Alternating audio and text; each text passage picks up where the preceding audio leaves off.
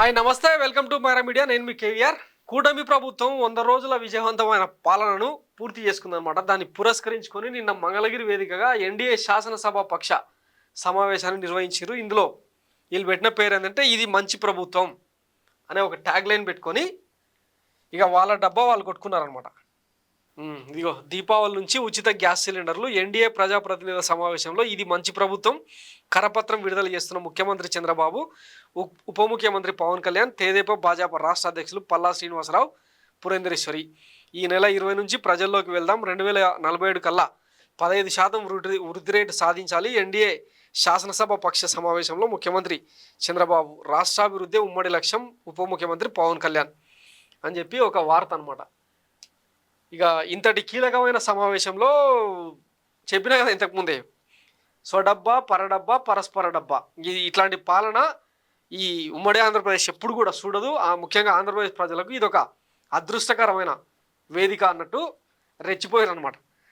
ఇంతటి కీలక సమావేశంలో బాబు గారు కొన్ని దిక్కుమాల కామెంట్లు కూడా చేశారు. తిరుమల లడ్డుకు సంబంధించి ఆవు నెయ్యి కాకుండా జంతు కళేబరాల నుంచి తీసిన నెయ్యితో అపవిత్రం చేశారని చెప్పి మాట్లాడిన దాని మీద రాష్ట్ర ప్రజలంతా అగ్గి మీద గుగ్గిలమవుతారు. ఇవేవి మన చెవికి ఎక్కవలే. కానీ ఇందులో తీసుకున్న కొన్ని కీలక నిర్ణయాలు ఏంటంటే, ఇంకా ప్రజాపాలనకు 100 రోజులు, ఏపీకి తిరిగి ఊపిరిపోసిన కూటమి పాలన, 5 ఏళ్ల వైసీపీ అరాచకం నుంచి 5 రూపాయలకే కడుపు నింపే స్థితికి, ఎన్టీఆర్ క్యాంటీన్ల గురించి అనమాట. మొత్తం రాష్ట్రాన్ని పండబెట్టి 5 రూపాయలకు భోజనం ఇచ్చే దిశకు నడిపించారు అనమాట. ఇది గొప్ప పాలన. రాష్ట్రమంతా తెరుచుకున్న అన్న క్యాంటీన్లు, వృద్ధులకు 1000 పెంచి 4000 పెన్షన్, ఉద్యోగులకు 1వ తారీఖున వేతనాలు, కేంద్రం స్నేహంతో ప్రగతికి దారులు, పోలవరం అమరావతిలో తిరిగి కదలిక. సో ఉద్యోగులకు 1వ తారీఖునే వేతనాలంట. మొన్ననే బాబుగారే చెప్పారు, జీతాలు ఇచ్చేందుకు కూడా ఖజానాలో డబ్బులు లేవు, సూపర్ 6 అమలు చేయాలంటే సూపర్ 6 తలుచుకుంటేనే భయం వేస్తుందని అసెంబ్లీ సాక్షిగా మాట్లాడిన వ్యక్తి ఇప్పుడు అంటే డబ్బా కొట్టుకునేటప్పుడేమో ఇట్లాంటి మాటలు, ప్రజల కోణంలో అంటే వాళ్ళకి ఏదైనా మేలు చేయాల్సి వచ్చినప్పుడేమో ఖజానాలో డబ్బులు లేవు, జగన్మోహన్ రెడ్డి సాంతం నాకేసిండు, ఇట్లాంటి మాటలు అనమాట. సో ఇది వీళ్ళ పాలనా తరీక. ఇక ఈ 100 రోజులలో సరే ఇదంతా పక్కన పెడితే ఇంకొకటి క్యాబినెట్ సమావేశం కూడా నిర్వహించిన దీంతో పాటే. ఇది అయిపోయిన తర్వాత అందులో మెయిన్ ఎజెండా అంశాలు ఏమి ఉండాలి? వైజాగ్ స్టీల్ ప్లాంట్ను ప్రైవేటీకరణ చేయకుండా అడ్డుకునేలాగా మంత్రివర్గం ఒక నిర్ణయం తీసుకోవాల్సింది పోయి అసలు ఆ టాపిక్ గురించి ఎక్కడ డిస్కస్ చేయలే. పైగా ఇంకా ఇట్లాంటి నిర్ణయాలు అనమాట. క్వార్టర్ 99కి ఇది రాష్ట్ర ప్రజలకు అవసరమైన సబ్జెక్ట్ అనమాట. సిసలైన బ్రాండ్లు అందుబాటు ధరకే తక్కువ రకం మద్యం, పక్క రాష్ట్రాల్లో ధరల ఆధారంగా సగటు ధర, నాణ్యత లేని లిక్కర్ బ్రాండ్లకు చెల్లుచీటి, రాష్ట్రంలో 12 ఎలైట్ షాపులకు గ్రీన్ సిగ్నల్. అక్టోబర్ నుంచి గాంధీ జయంతిని పురస్కరించుకొని, గాంధీ పాలన కదా ఇది, నూతన మద్యం పాలసీ, 10% షాపులకు కల్గిత కార్మికులకే కులాలకే వాలంటీర్ల కొనసాగింపుపై అధ్యయనం. ఇంకేం అధ్యయనం చేస్తారు?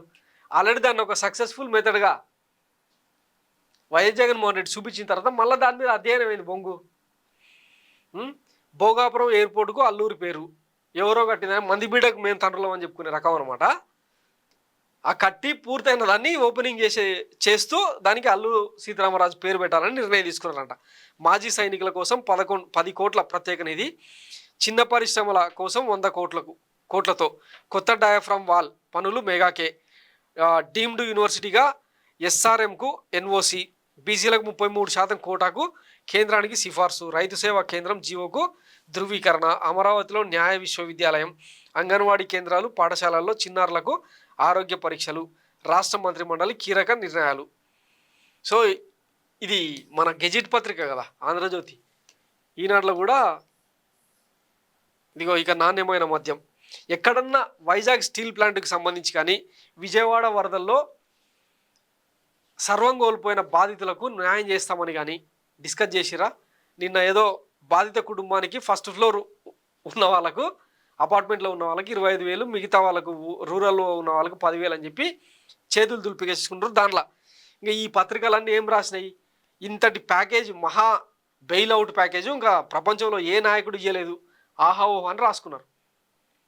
తీరా జనమేమో అక్కడ పొట్టు తిరుగుతూ ఉన్నారు. ఇవన్నీ మన చెవికి రావు, చెవికి ఎక్కవు, మన దృష్టికి రావు. ఈ 100 రోజుల పాలనలో కూటమి సర్కారు ఏం చేసింది అన్నది ఒకసారి ఈ లిస్టు చదువుదాం.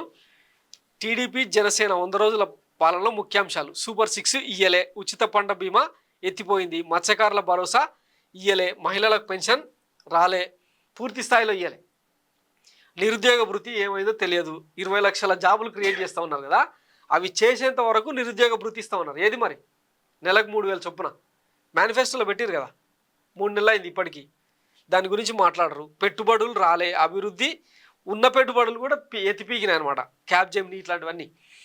తర్వాత అభివృద్ధి శూన్యం, 1,00,000 ఉద్యోగాలు రాలే, 100 ఐటీ కంపెనీలు రాలే, విశాఖ మెట్రో దాని గురించి డిస్కషనే లేదు, అద్దం లాంటి రోడ్లు ఏడున్నాయో తెలియదు, విద్యుత్ రేట్ల తగ్గింపు అనేది జరగలేదు, పెట్రోల్ డీజిల్ రేట్ల తగ్గింపు కూడా అట్లనే ఉంది, ఉచిత ఇసుక ప్రకటనలకే పరిమితం తప్ప అది సాధ్యం కాలేదు, ఎర్రమట్టి దిబ్బల రక్షణ కాలేదు, రైల్వే జోను 43,000.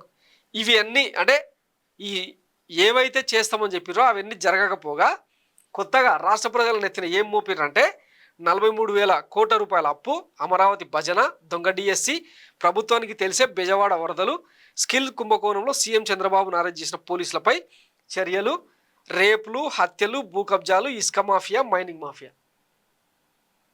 ఇది 100 రోజుల పాలనకు పరాకాష్ట అనమాట. ఇవేవి జనం గుర్తించకుండా, వాళ్ళు ప్రశ్నించకుండా, రోడ్ల మీదకి వచ్చి ఉద్యమాలు చేయకుండా ఈ హత్యలు, అత్యాచారాలకు, భూ కబ్జాలకు, బెదిరింపులకు, ఒత్తిళ్లకు గురి చేస్తూ ఉన్నారనమాట.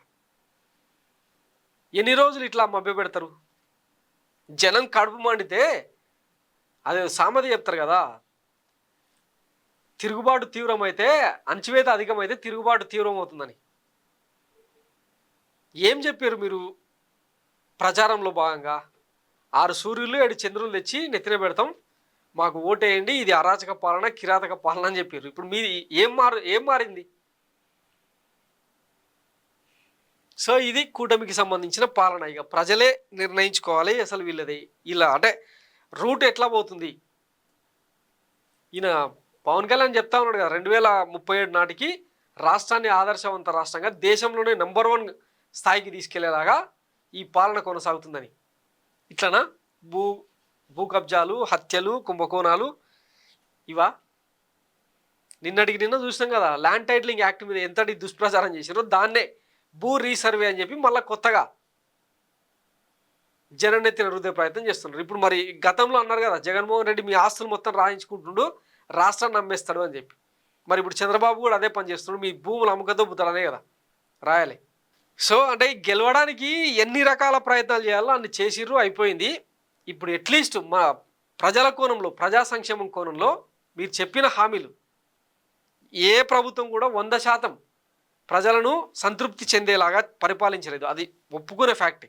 కానీ అట్లీస్ట్ వైఎస్ జగన్మోహన్ రెడ్డి కొన్ని పాలనా సంస్కరణలు చేపట్టిండు. వాలంటీర్ వ్యవస్థ, సెక్రటేరియట్ వ్యవస్థ, ఇంటింటికే వైద్యం, ఉచిత విద్య, ఇట్లాంటి సంస్కరణలు అమలు చేసి దేశానికి ఆదర్శ రాష్ట్రంగా ఆంధ్రప్రదేశ్ మలిచినప్పుడు దాన్ని ఇంకొంచెం ముందుకు తీసుకెళ్లేలాగా మీ పాలన సాగుంటే బాగుండేది. కానీ జగన్ముద్రలు ఏవి కనపడకూడదు, ప్రజలు ఎవరు కూడా నిశ్చింతగా నిర్భయంగా బతకొద్దు, ఈ కోణంలో సాగుతుంది అనమాట పాలన. సో ప్రజల నుంచి తిరుగుబాటు వచ్చినప్పుడు మనం ఏంది, మన కథ ఏందన్నది తెలుస్తుంది. Thanks for watching Mara media. నేను మీ కేవీఆర్. Thank you.